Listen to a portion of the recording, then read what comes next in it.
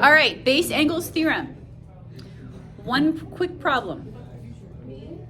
Writing equations from diagrams, more of it. Super exciting. So this problem says, is everybody ready? We've already had a chance to do this problem. Let's see how we did. What is the value of x? Find the measures of measure of all three of the angles. So let's first find x. So we take a look at this. We see that these sides are congruent. It's an isosceles triangle. That tells us that the base angles are also congruent from the base angles theorem. So we're going to go ahead and set 5x plus 5 equal to 7x minus 13. And most of you guys got that. Jonathan? Yes. Did you get this? Yeah. Okay. Anybody want to come up here and solve this for me? It's actually Rusty. Rusty. I'm recording, so if you want to, it's like now or never. Otherwise, I'm doing it. I would love for someone else to do it besides me. Excellent. All right, just so we know while he's doing this, what value of that for x did you guys get? Just so we can check what he's doing and make sure it's right. You got what? 9. You got the value of x is 9. Did you get the value of x is 9? Okay.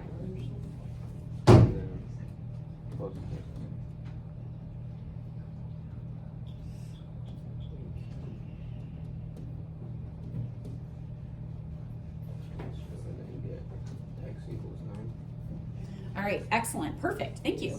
Okay, so he subtracted 7x from both sides, those canceled, and then he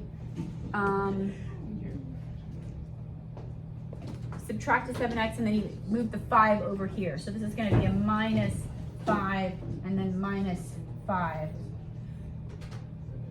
Right, if we move the x's over here, this is a negative 2x. And then move the 5 over here, that's a negative 18. Either way, we'll end up with a positive 9.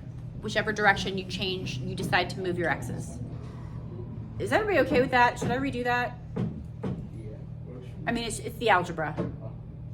Are you comfortable with 9? Yep. I guess what I'm getting at is, if you decide to move these x's to the left, this becomes a negative 2x. And then the 5 goes to the right, that becomes a negative 18.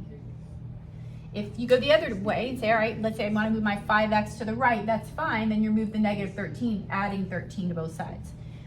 Either way, you'll get either negative 2x, you'll get negative 2x equals negative 18, or you'll get 2x equals 18. Either way, when you divide both sides, you can end up with x is 9. It doesn't matter. Okay. Now, the next thing, we found the value for x. So we've got that, x is 9. That's part of our answer.